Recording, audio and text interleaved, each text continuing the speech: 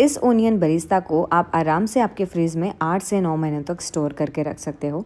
मैंने इसे घर पे बनाया है। ये पूरे 4 किलो के ओनियन का बरिस्ता है। इस ओनियन बरिस्ते को बनाने के लिए जो भी टिप्स एंड ट्रिक्स बताई हैं मैंने, वो सारी अगर आप फॉलो करोगे तो आपका भी ओनियन बरिस्ता आराम से 8 से 9 महीनों के लिए टिक जाएगा और आप इसे ज़िपलॉक बैग में फ्रीज़ में इतने आराम से स्टोर करके रख सकते हो कि आपको लगेगा भी नहीं कि ये इतना पुराना है।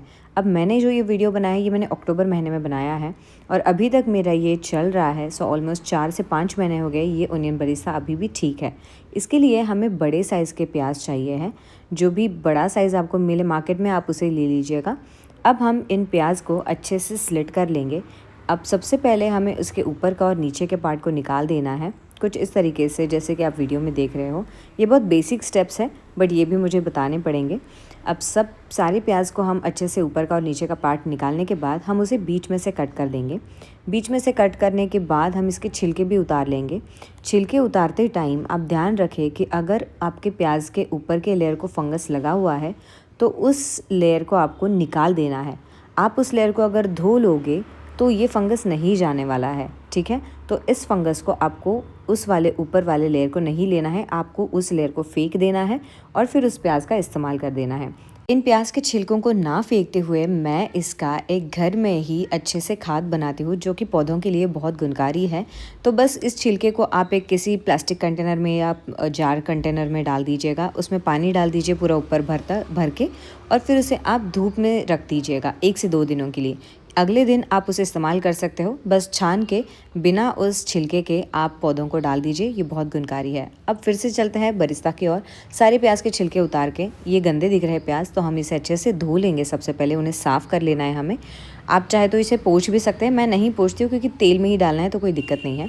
अब हम इसका ये जो स्टेम वाला पार्ट है इसे निकालना भी बहुत ज़रूरी है क्योंकि अगर आप इसे नहीं निकालोगे तो आपके जो बरिस्ता है वो खिले खिले नहीं बनेंगे और वो हर साइड से पूरे साइड से नहीं पकेंगे। अब जब आप इसका स्टेम निकाल दोगे आपको एक पतली छुरी का इस्तेमाल करना है और फिर कुछ इस तरीके से पीसेस को स्लिट कर लेना है। आप चाहे तो हॉरिजॉन्टल या वर्टिकल दोनों भी तरीके से उन्हें स्लिट्स लगा सकते हैं। स्लिट्स लगाने के बाद तुरंत ही आपको किसी एक बड़ी थाली में उन्हें ट्रांसफ़र करते हुए ऐसे निचोड़ते हुए, मतलब कि उन्हें पूरा खुला कर लेना है, पूरा छुट्टा कर देना है। इस तरीके से मैंने सारे प्याज को कट कर लिया था और फिर ऐसे छुट्टा भी कर लिया है।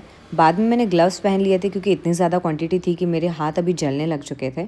अब इसे मैंने धूप में रख दिया था 1 से 2 घंटे के लिए। इससे क्या होता है ना कि ओनियन जो है ना वो अपना मॉइस्चर छोड़ देता है और उस वजह से तेल का भी कम इस्तेमाल होता है, कम तेल जाता है इसमें। इसलिए इस प्रोसेस को ज़रूर फॉलो कीजिएगा। थोड़ी देर के लिए आप उसे धूप में छोड़ दीजिए, 1 घंटा या 2 घंटा भी काफ़ी है। आपको जब समझ में आ जाएगा कि पूरे घर में प्याज की स्मेल गूंज उठी है तो समझ जाइए कि अपना ये प्याज अभी तलने के लिए रेडी है। इसके लिए मैंने ऐसा एक फैला हुआ बर्तन लिया हुआ है। उस बर्तन में आप तेल डाल दीजिएगा, जो भी तेल आप इस्तेमाल करना चाहें। मैंने राइस ब्रान ऑयल का इस्तेमाल किया है। जब तेल अच्छे से गर्म हो जाएगा कुछ इस तरीके से हमें थोड़े थोड़े बैचेस में इन प्याज को डाल देना है और चुटकी भर नमक डालना बिल्कुल मत भूलिएगा।